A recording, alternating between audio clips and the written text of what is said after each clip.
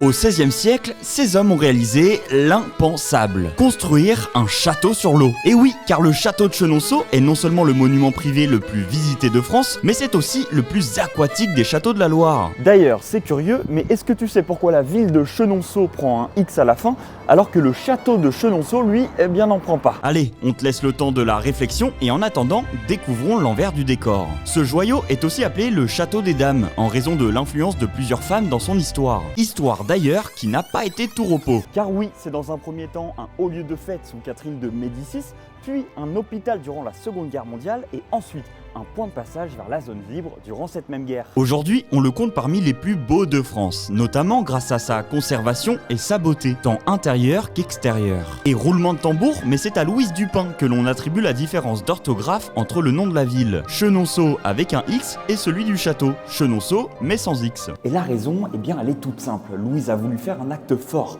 pour différencier la royauté, à savoir le château, de la République. Car oui, à ce moment-là, nous sommes à la Révolution française. Toutes nos pépites de France et notamment les châteaux sont disponibles sur notre application, alors n'hésite pas à y faire un tour.